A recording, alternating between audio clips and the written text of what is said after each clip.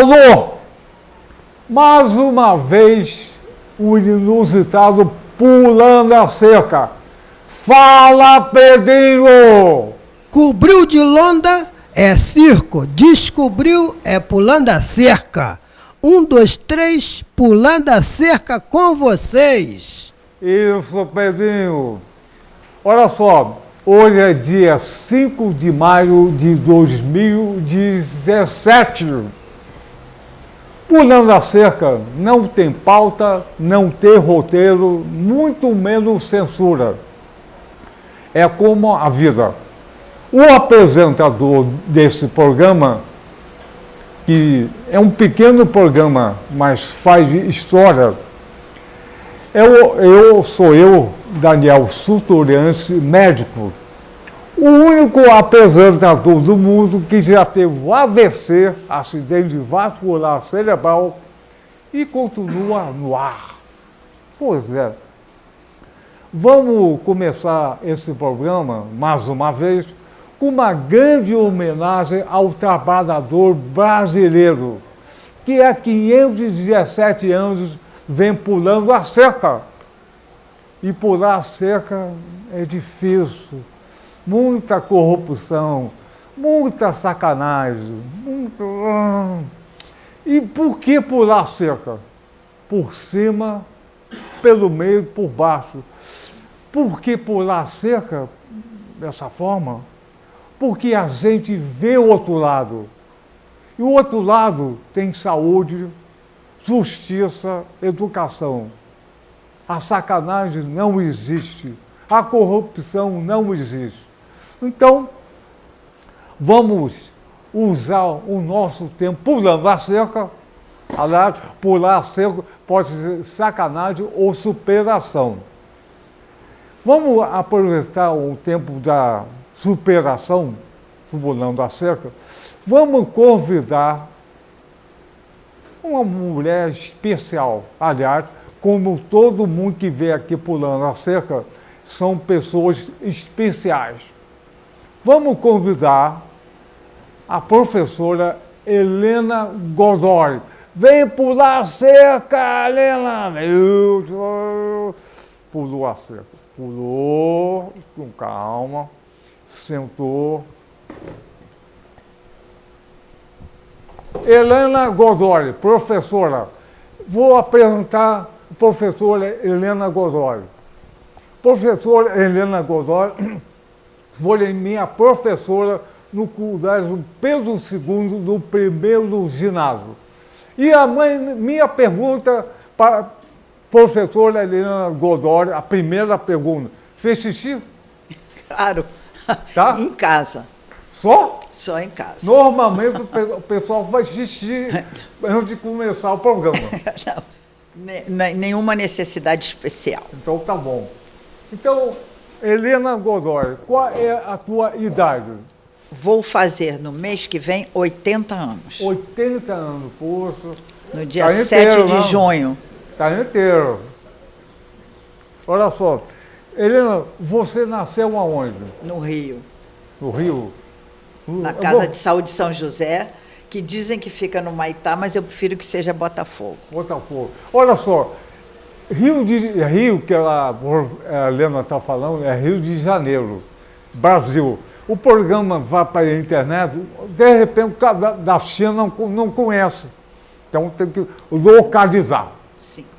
Então tá bom. E como é que foi a tua infância no Rio? Onde era o que você morava no Rio? Morava em Copacabana. Copacabana. Primeiro moramos ali perto do Palácio Guanabara. Mais pertinho, isso. Palácio Tá bom? Guanabara.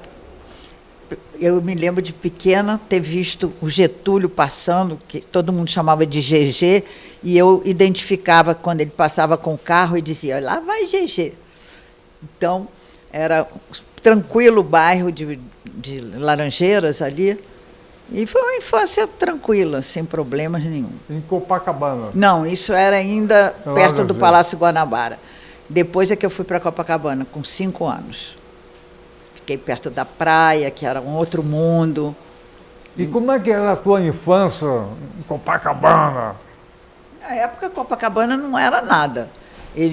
Tanto é que eu assisti à destruição daquela Copacabana, porque o nosso prédio era o único que tinha na região. Copacabana, Domingos Ferreira com Figueiredo de Magalhães, o túnel velho não era aberto, acabava ali, e a gente via o túnel velho, acertava o relógio pelo Roxy, o cinema Roxy famoso. Se as pessoas olharem hoje, lá em cima tem o célebre relógio. A gente acertava o relógio. Hoje em dia eu acho que ele está parado. Víamos o posto 6, onde tinha o departamento lá do Exército, e víamos o Leme, também onde tinha outro forte. E a tua família, ela grande aqui no... Não. Meu pai era gaúcho, mas ficou aqui no Rio durante muito tempo, e minha mãe era filha de uma família de mato-grossenses, mas ela nasceu aqui porque meu avô era político, era deputado federal na época, e veio para o Rio, todo mundo vinha para o Rio. Então, vovô era milico. Milico? Olha só, mas você tinha primas? Tinha primos, mas sempre família pequena, porque os irmãos da minha mãe, do meu pai, eram mais velhos. Então, meus primos eram todos mais velhos. Da nossa idade, só uns primos do lado da minha avó. A gente brincava muito na rua, de velocípede, depois de bicicletinha de 2 rodas, depois bicicleta, patins, jogávamos queimado, barra-bola. E era uma infância bem gostosa. E sobretudo, ir para a praia pegar jacaré. E vocês brincavam de médico? Não. Não? Não. Era um negócio... Não brincávamos, não. Só vinha saber dessa brincadeira muito tempo depois. Eu brinco de médico até hoje. Não, a gente não brincava de médico. Você descobriu a brincadeira depois? Não, eu só descobri que ela existia muito tempo depois, por reportagens. E como é que foi a tua descoberta dessa brincadeira? Eu nem me lembro, sinceramente nem me lembro.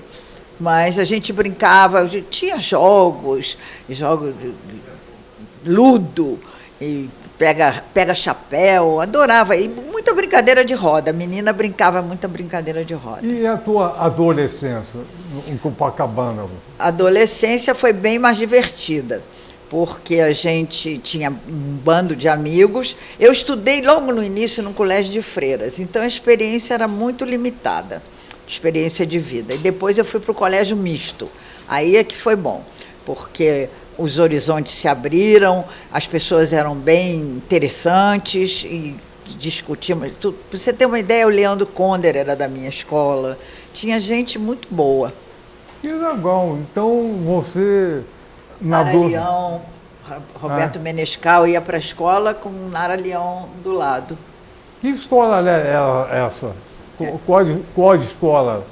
Colégio Meli Souza. Meli Souza. Ele não existe mais, mas foi um colégio muito bom. Em Copacabana. Colégio Meli Souza era famoso. Colégio Meli Souza, entre a Burro e Serra Raposa. Ah, é? Esse eu não conhecia. E tinha uma rivalidade com um outro colégio que ficava ao lado, chamava Malé Soares. Malé Soares. Então, sempre tinha briga, sempre tinha competição. E você pulava cerca também? Namorava muito? Não, eu gostava muito de futebol, não é? Então, eu ficava mais interessada nos jogos de futebol e de ficar conversando com meninos sobre futebol. Isso me facilitou muito a vida, que quando eu fui ser professora só de meninos, a primeira aproximação era o futebol. Ou eu botava a turma toda contra mim, porque tinha uns flamenguistas desgraçados na época, como o locutor que fala comigo, ou a gente se enturmava. A Helena sempre foi Botafogo, o sofrido Botafogo. Sofrido não, né? O sofrido foi depois. Naquela época ele não era nada sofrido. É o Garrincha da Bombanho. Imagina. Olha só, Helena, então a tua adolescência foi legal. E como é que foi depois o mundo adulto? A gente brincava, tinha muita festinha, e cinema também, que achei uma coisa muito interessante.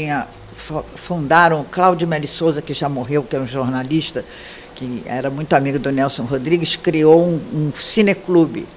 E aí a gente começou a ver filme, e aí como tinha grandes festivais de cinema italiano, festival de cinema americano, e isso foi muito bom primeiro, para a gente se distrair e para aprender mais, né? Muita coisa. E como é que foi o teu caminho para ser professora? Foi mais ou menos por acaso, porque eu queria ser psicóloga. E na época não havia oficialmente o curso de psicologia. Então me disseram assim, faça qualquer curso superior, que depois vai ser oficializado, e aí você pode pedir uma transferência.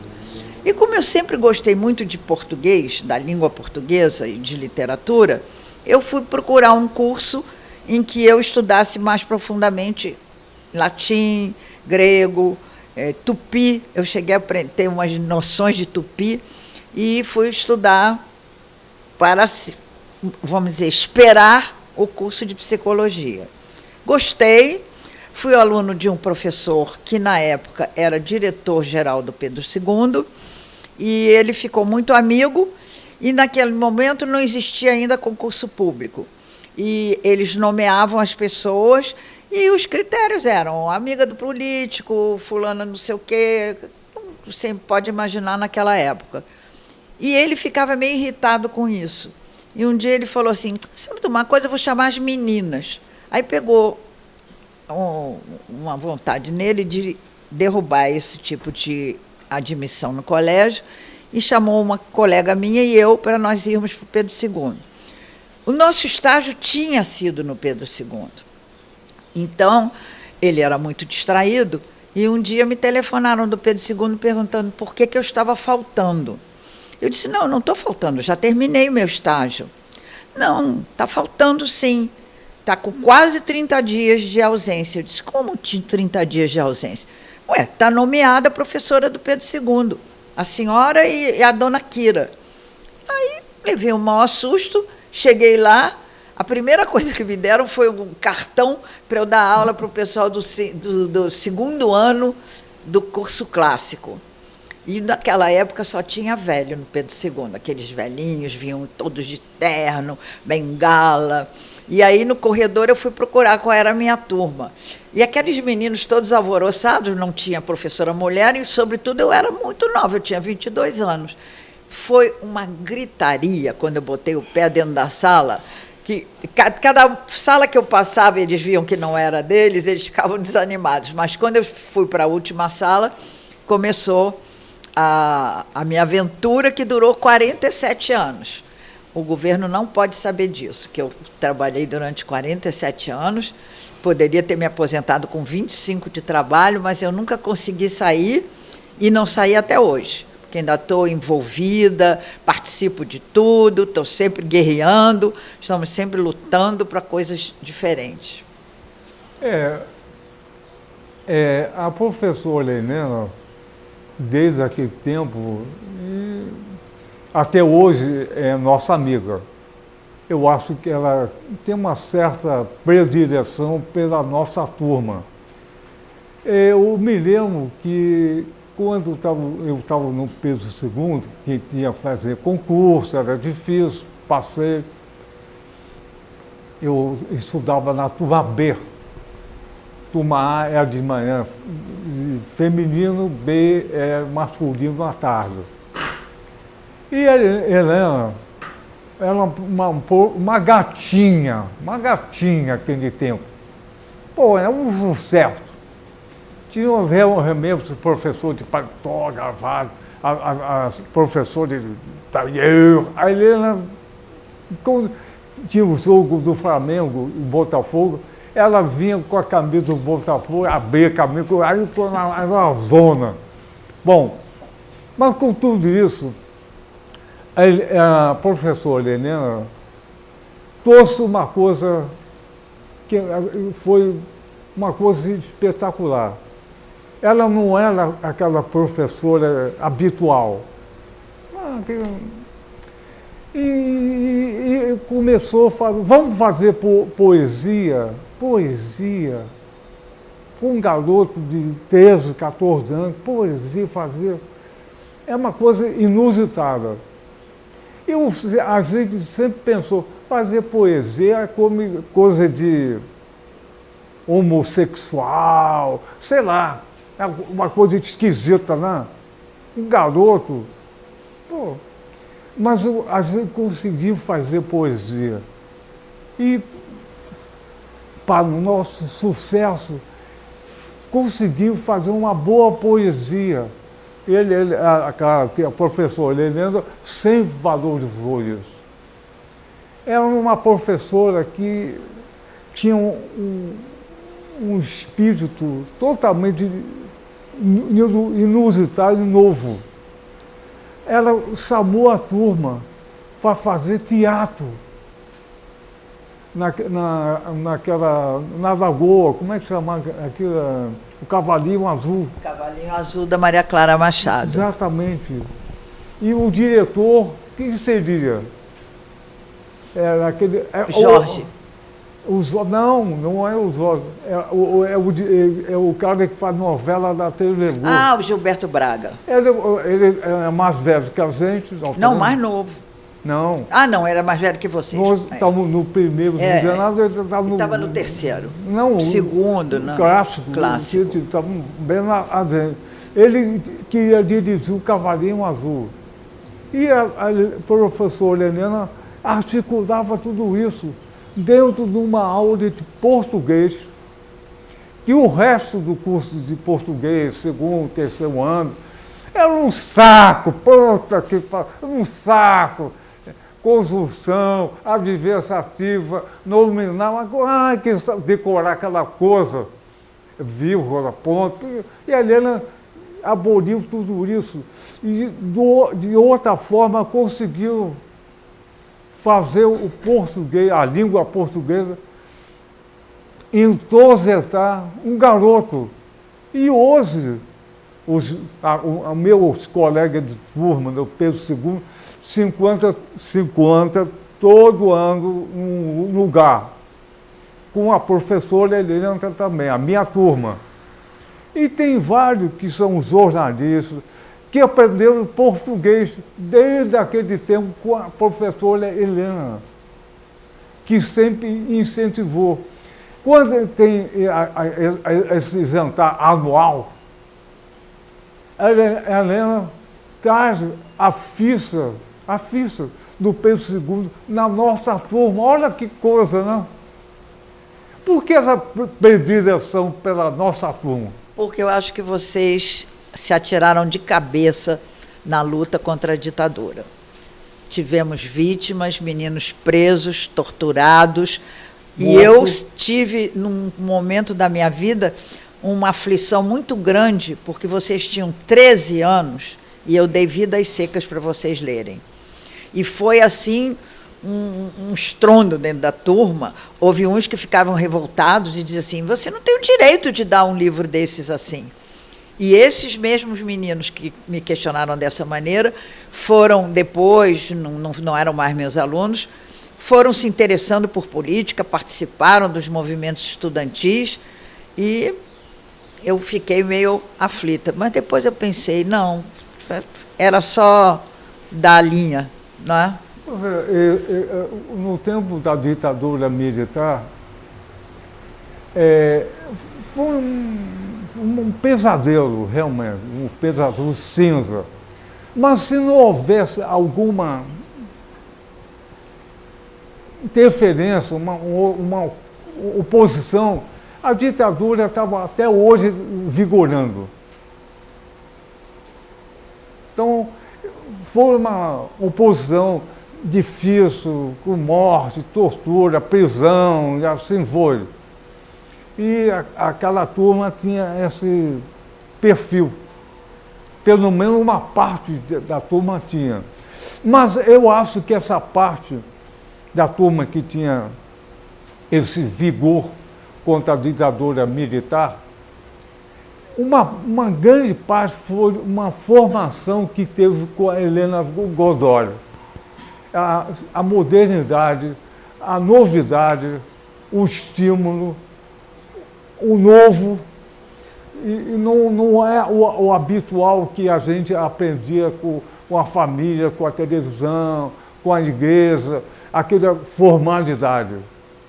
Eu ouvia muito vocês. Eu sempre achei que na escola, quando eu estudava, as pessoas diziam assim, vocês tomem cuidado porque a vida vai ensinar alguma coisa. Então, todo mundo ameaçava a gente com a célebre vida. E eu achei sempre o contrário, a vida dentro da escola. Que história é essa de dizer que quando você sair daqui vai ter a vida que você vai entender? Então, a vida era rir, brincadeira, futebol e uns textos que não eram aqueles da última corrida de touros de Salvaterra. Textos do Vieira, textos bastante pesados para um menino daquela época. Ainda não estávamos na época da literatura infantil, como ela se desenvolveu depois, com muito vigor, muita vitalidade. Então, a gente trazia a vida para dentro da escola. Isso eu acho importante até hoje. Eu, quando ensinava em outras escolas em que os alunos eram carentes, eu ensinava a ler jornal. Ler jornal, olha a entrelinha, ver o que é que não está escrito. Isso muito antes de as pessoas irem para a universidade estudar o não dito, etc. Eu já fazia aquilo naturalmente. E isso dava uma proximidade muito grande com os alunos. Conversávamos muito, saíamos, e os outros meninos tomavam chopp lá na frente do colégio, e tinha um bar lá em Ipanema muito famoso, chamado Jangadeiro, aí eu de noite ia para o Jangadeiro e encontrava Cécile Thierry, todos os meus alunos tomando chopp. Então, deu uma proximidade muito grande, não existia essa diferença. Pois é, a professora Helena foi nossa professora no Colégio Pedro II, na seção sul, que é Humanitá, Botafogo, na zona sul do Rio. Claro que o perfil da zona sul do Rio, do Colégio Pedro II, era elevado, porque a região tinha um perfil mais elevado. Mas ela conseguiu colocar na cabeça que eu não tinha mais elevado porra nenhuma. E tinham pessoas. E ali também não eram elevados em termos financeiros. Sim. Eram elevados em termos intelectuais. Eram filhos de jornalistas, de médicos, que queriam uma escola laica em que os alunos estudassem. Então, e a Helena Godoy diz, vamos ler Vidas Secas. E, ao mesmo tempo que a gente ia lendo o livro, ela levou a nossa turma para o cinema, onde estava passando Vidas Secas. Me lembro que era no Metro Copacabana. Ela com a turma toda e nós vimos o filme que a gente nunca veria. A gente conseguiu ver. E discutir. Exatamente. Por causa do livro, pela posição da professora. Então, vamos mais, fala mais. Bom, então, tive essa experiência e naquela época tudo era muito formal. Menina de manhã e menino à tarde. Aí tinha aquela muvuca da entrada, que os meninos estavam chegando e as meninas estavam saindo, aqueles namoros, era muito divertido aquilo. Gostei muito e acho que, quando você acha que eu não pareço ter a idade que eu tenho, eu acho que a juventude com a qual eu convivi contagia. Então, eu às vezes vou para uns grupos, eu vejo a maneira de falar, as ideias, não são as que eu conheço, e são aquelas com as quais eu convivi a vida inteira. Então, é esperança. Eu, ao contrário de vocês médicos que convivem com a dor, com a tristeza a vida toda, professor não, o professor lida com a esperança. Agora ele tem que saber lidar com isso, porque senão ele vai lá, repete aquilo tudo que tem que estar dado, olha o programa, olha isso, olha aquilo. Quando a gente faz um movimento de professores na escola, diz, o grupo de português está sempre questionando. Por quê? Eu disse, porque a gente sabe ler e entender o que está escrito. É isso que você tem que fazer. É botar o menino para ler, para gostar, para entender o que está escrito, para não ser massa de manobra de ninguém. Pensar com a sua própria cabeça. A escola hoje tem uma grade. Grade é coisa de prisão. Escola não pode ter grade. Tem que ter liberdade. Mas a professora Helena, ela não é uma gatinha. Imagina, com um garoto de 14 anos, como a minha turma, tinha uma professora com 20 e poucos anos, com Botafogo. Olha só, sempre eu falo isso, ela vai ficar com raiva de mim. Que um garoto de 14 anos vê uma gatinha dessa, professora faz em casa? O que faz? Soltar pipa. Hein? Vai soltar pipa. Fala, Zaga. Daniel, o programa passa 11 horas, olha a censura, amigo. Pois Mas é. todos sabem, todos sabem. Então, Com certeza. Ele sabe falar, você vê, ele já usou uma imagem. Falou o quê? Soltar pipa. Não, fala, não, fala aqui, soltar pipa. Nessa idade, 13, 14, 15 anos, a testosterona está aflorando a mil.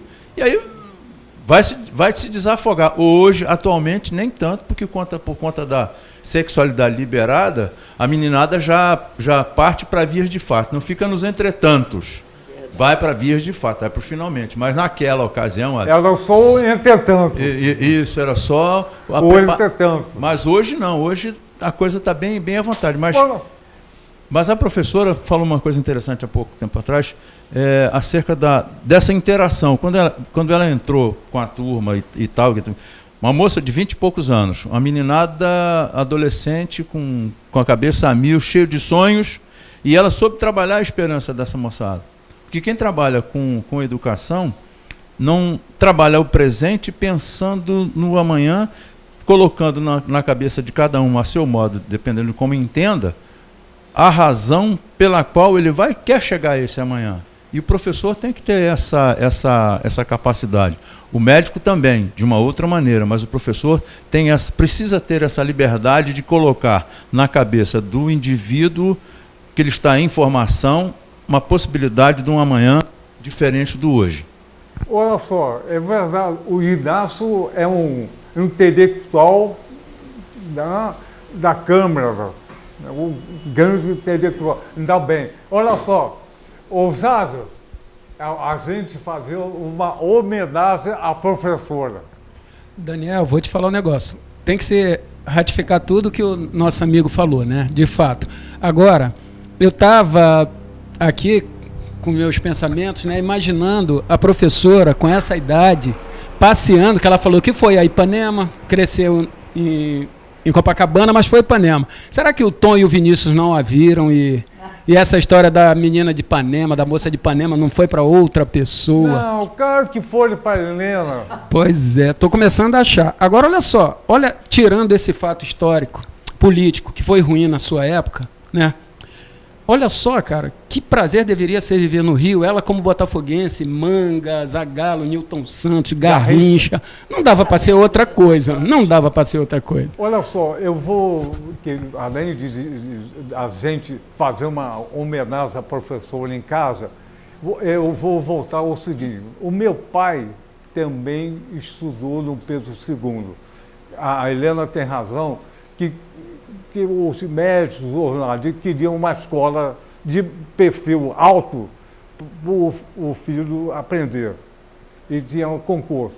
Mas o meu pai estudou no Pedro II também. E tinha os colegas, era exatamente a direção no Pedro II. E o meu pai sempre dizia para mim, Daniel, o Colégio Pedro II atualmente é o formador da nova república que o Brasil terá. E vão sair daqui do Pedro II, da tua turma ou não, o presidente, o ministro disso, daquilo, e vão formar uma república ética. O colégio era altamente ético, que cantar o hino nacional todo dia, na hora de subir. Ainda canta. O uniforme, não tem nenhuma sacanagem. Mas não aconteceu isso. A ditadura militar sequestrou esse novo país que o Colégio de Pedro II demorou 100 anos para construir. Exatamente nesse tempo, quando ia se formar uma grande nova geração, a ditadura militar detonou. Virou coisa de corrupção, sacanagem, e detonou. E o colégio, infelizmente, foi administrado pela ditadura militar. Mas o projeto do Pedro II era formar uma geração exatamente ao inverso dessa atual, com corrupção, com sacanagem, com lava-jato, tudo, nada disso. E a gente tinha esse perfil de assumir esse papel. Eu comparo o Pedro II, na minha época, como um colégio em igreja. Tinha aula de geografia, história, latim, francês, inglês, espanhol. E assumir uma hierarquia. Você saber o que era hierarquia. Você saber o que era exerçar um país, com a educação, a cultura. Infelizmente, isso foi abortado pela ditadura. Estou errado, Helena? Não, está certo. Uma coisa também importante era conviver com tipos de pessoas completamente diferentes daquele tipo com quem eles tinham contato. E um respeito que houve. Você mesmo tinha um aluno na sua turma que tinha maior dificuldade financeira, vocês se cotizaram, ele nunca soube, e livros, tudo que ele precisava, a turma dava. Até hoje, quando ele vai a essas reuniões, ele fica com o olho cheio d'água e abraça os colegas com muito carinho e amor. E isso é muito bonito, isso existe até hoje. Até hoje, racismo, quando existe, os professores discutem, e as pessoas... Nós temos professores negros, tem tudo. O Pedro II tem o professor reacionário, tem o professor avançado, tem um que é do PSOL, tem outro que é do Partidão, tem outro que é católico, tem outro que é evangélico, tem de tudo. E o importante é isso. E eu vou pegar um gancho, Daniel, para mostrar a vocês olhem nos jornais, o Pedro II está sendo vítima de um movimento que quer exatamente acabar com isso. Essa droga dessa escola sem partido, que tem partido, não vem com essa história que a escola é sem partido, estão aí querendo votar, estão pedindo que os alunos fotografem os professores e que gravem aquilo que eles estão falando. Os professores de história estão sofrendo constrangimentos. Em nome de quê isso? Por que você e os seus colegas se formaram com a cabeça que têm? Porque você conviveu com todo tipo de gente. Não foi só com o professor esclarecido. Você tinha o professor injusto, você tinha o professor déspota, mas você tinha as outras coisas e você tirou uma média disso e formou o cidadão que você é.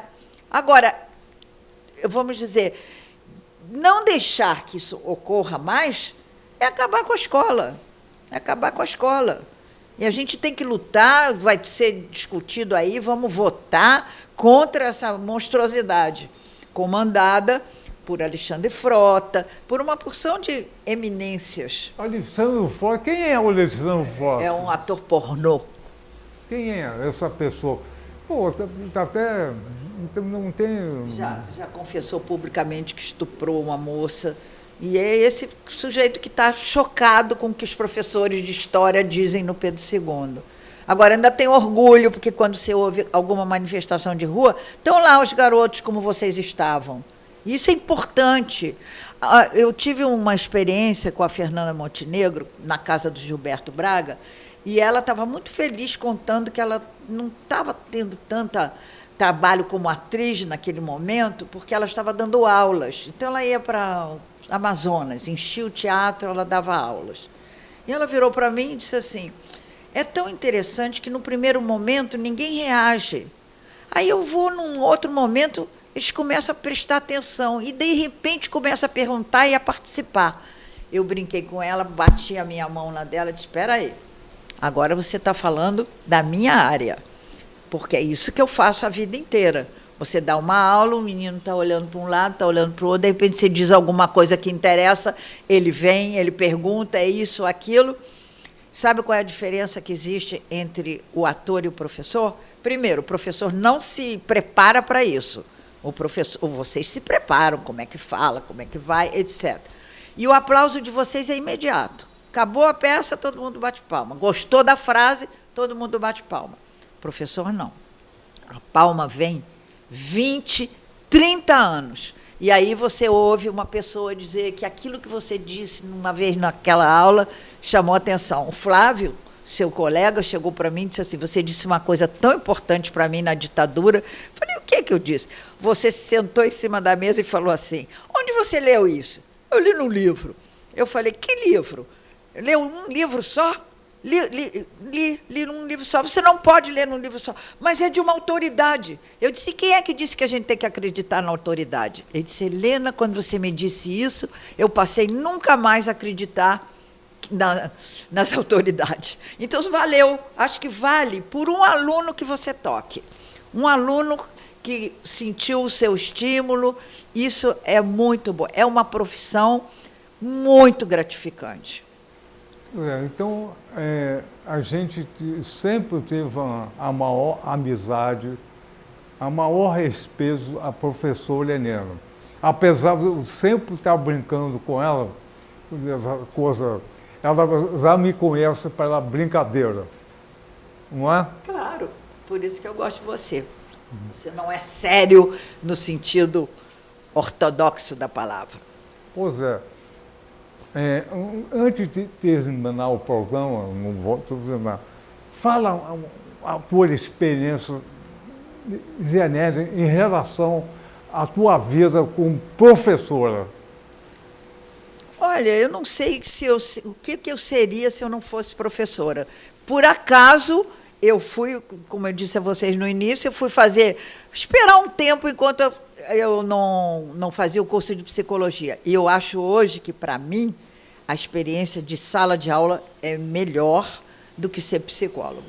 Eu acredito na mudança, eu tenho esperança, mesmo nesses tempos bicudíssimos que nós estamos vivendo, eu acho que, em algum momento, muitos alunos que aprenderam com professores pelo Brasil afora essas coisas mínimas de cidadania, de coerência, de luta, vai valer a pena. Você continua dando aula até hoje? Dando aula não, mas continuo participando com os professores. Eu me dou muito bem com os professores jovens.